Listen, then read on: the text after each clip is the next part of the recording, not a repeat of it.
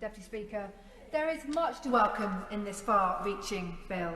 The tougher sentences for violent crime, for child murderers and sex offenders, greater efforts to remove knives and weapons from our streets, the inclusion of Kay's law to provide greater protection to those who find the bravery to speak up against violence and sexual offences in their own homes. I could go on, but with the time I have, I will focus on an issue that greatly affects my constituency, and that is the right to protest outside this place, in the heart of my constituency. The recent history for legislating protest outside of Parliament makes for interesting reading. Honourable members opposite who question the bill's impact on the freedoms of engaging in democratic protest may wish to cast their minds back to sections 132 to 138 of the 2005 Serious Organised Crime Act, where a Labour government prohibited protest within a kilometre of Parliament without prior agreement with the Metropolitan Police. Fortunately, the Conservative government repealed these restrictive clauses in 2011. Madam Deputy Speaker, if this weekend has taught us anything, it is that there is a huge difference between a peaceful vigil where people come together to express shared grief and outrage, and protests that take place day after day for weeks on end, which can occasionally bring unpleasant disruption to those living and working locally.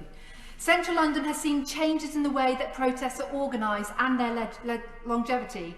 Protests are not always organised by specific groups. They are movements, often with different aims and objectives.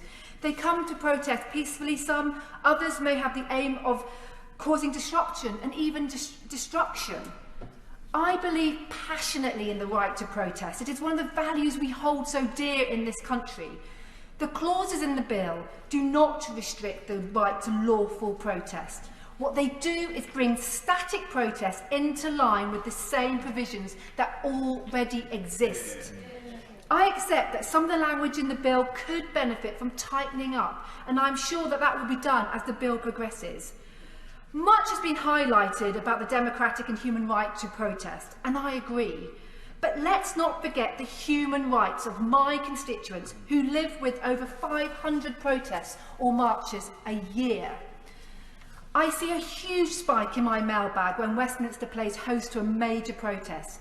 Constituents highlighting that a few cause them distress and loss of amenity.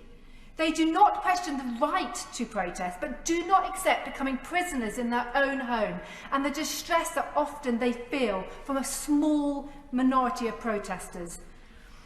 Criminality is what this bill aims to prevent, and that is surely something everyone in this place wants to achieve.